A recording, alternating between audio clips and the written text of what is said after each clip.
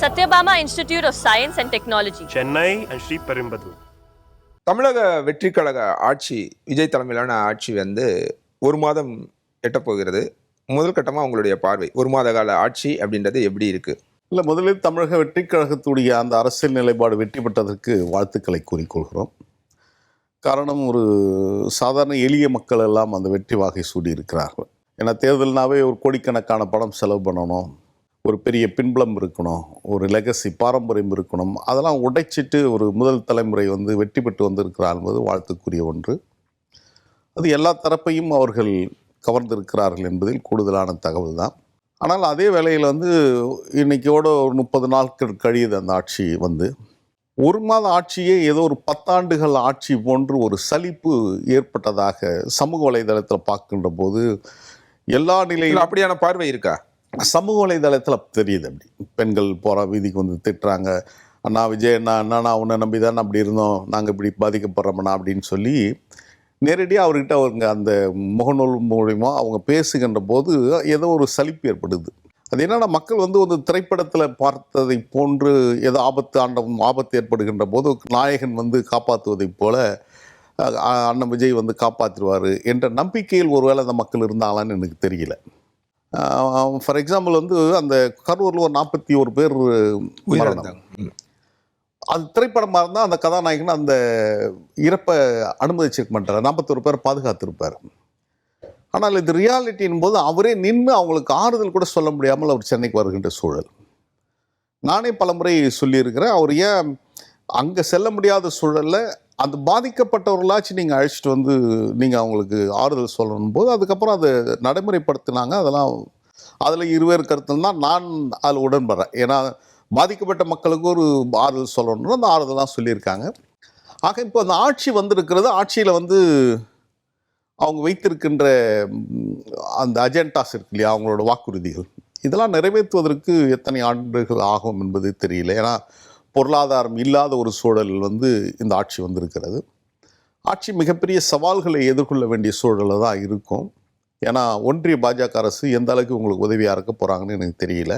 மாநிலத்தோட வரி வருவாய்கள்லாம் எப்படி இருக்குதுன்றதை அவர் இப்போ வெள்ளையறிக்கை தரப்போகிறேன்னு சொல்லியிருக்கிறாங்க. அது மூலயமா தான் அவங்க தங்களை நிலைநிறுத்தி கொள்ள வேண்டிய சூழலுக்கு தள்ளப்படுவாங்க.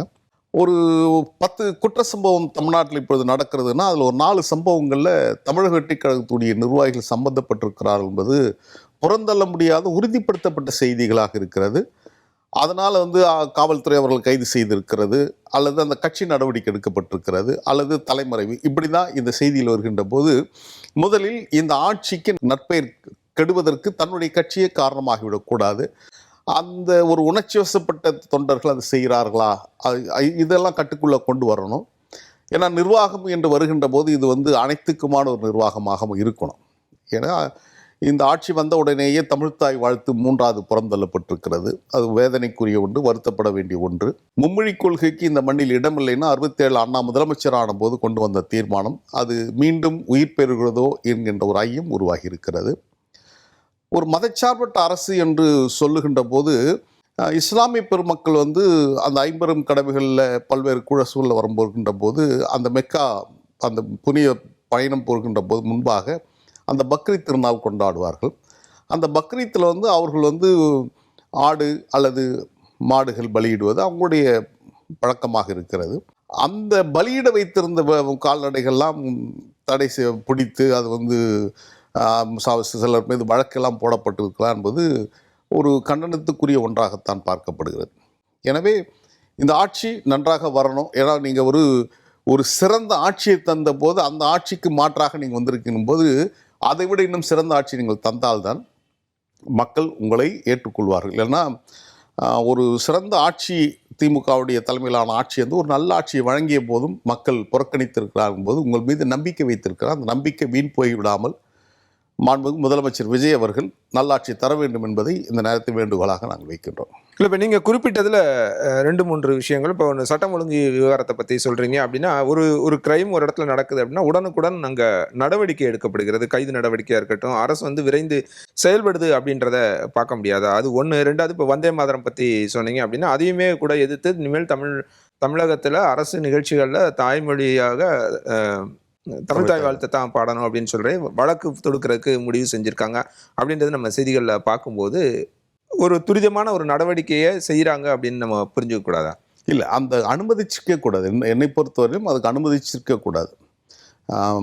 அன்னை தமிழுக்கு மொழிக்கு ஆபத்து வறுமையானால் நான் உயிர் வாழ்ந்த எந்த பயனும் இல்லைன்னு சொல்லி தான் மொழி உரிமைக்காக பேசியவருடைய முழக்க மக்களாக இருக்கிறது. அப்படிங்கும்போது ஒரு தமிழாய்ந்த தமிழ்நாட்டில் தமிழ்த்தாய் வாழ்த்துக்கே 3வது இடம் சொன்னார். நாங்கள் வந்து டெல்லியில் போய் கேட்கல, அல்லது குஜராத்தில் போய் கேட்கல, அல்லது உத்தரப்பிரதேசத்தில் போய் கேட்கல. தமிழ்நாட்டில் தமிழ் மொழியில் தமிழ்த்தாய் வாழ்த்து பாடம் தான் நம்ம கேட்குறோம். இது கூட நீங்கள் முன்னுரிமை கொடுக்க முடியாது, இதுக்கு நாங்கள் அவங்க சொன்னதை நாங்கள் கேட்க வேண்டிய நிலைமைக்கு தள்ளப்பட்டோம் என்று முதல் முறை சொல்கிறீங்க. இனி நடவாமல் பார்த்துக்கிறோம்ட்டு அமைச்சர் ஆதவர்ஜுனா சொல்கிறாரு. 2ஆம் முறையும் அது மறுதளிக்கப்படுகிறது. 3வது முறையும் அதே சூழல் தான் உருவாகிறது. அந்த முயற்சியை நம்ம பார்க்க முடியாதான்? இப்போ முதலமைச்சர் போய் இவரை பிரதமரை பார்க்குறாரு. பிரதமர்கிட்ட அவர் கொடுத்த கோரிக்கைகள் 4 கோரிக்கைகளில் ஒரு பிரதான கோரிக்கை தமிழ்த்தாய் வாழ்த்து பாடணும் அரசு நிகழ்ச்சிகளில், அதுக்கு முன்னுரிமை கொடுக்கணும்னு சொல்லி மனுவா கொடுக்குறாரு. அப்படின்னும் போது அந்த முயற்சியை இதுக்கு இந்த கோரிக்கை வைக்கின்ற இடத்தெல்லாம் இந்த விஷயங்களாக இருக்கக்கூடாது. இதெல்லாம் நம்முடைய உரிமைகள். இந்த உரிமைகளை வந்து நாம் நிலைநாட்டிட வேண்டும். நீங்கள் கடந்த காலத்தில் வந்து சுதந்திர தினமாக இருந்தாலும் சரி, இந்த குடியரசு தினமாக இருந்தாலும் ஒன்றிய அரசுடைய பிரதிநிதிகள் தான், கவர்னர்கள் தான் வந்து கொடியேற்றுவாங்க. அந்த உரிமையை மாற்றி அமைத்த பெருமை திமுகவுக்கு உண்டு, தலைவர் கலைஞர் அவர்களுக்கு உண்டு. அதுபோல ஒரு வரலாற்றில் இடம்பெறுகின்ற பதத்தில் நீங்கள் பயன்படுத்திக்கணும். இப்பவும் காலம் தாழ்ந்து விடலை. உடனே இப்போ நீங்கள் கூட்டப்போகிற சட்டமன்றத்தில் வந்து இதற்கென்று ஒரு தீர்மானத்தை கொண்டு வந்து அரசு தமிழ்நாட்டில் நடைபெறுகின்ற எந்த அரசு விழாவாக இருந்தாலும் மத்திய மாநில அரசு விழாக்களில் முதலில் தமிழ்த்தாய் வாழ்த்து பாட வேண்டும் என்பதை உடனடியாக நீங்கள் வந்து தீர்மானம் நிறைவேற்றி அதை சட்டமாக்க வேண்டும் என்பதையும் இந்த நேரத்தில் நான் வேண்டுகோளாக நான் வைக்க விரும்புகிறேன். Satyabama Institute of Science and Technology, Chennai and Sri Perumbudur.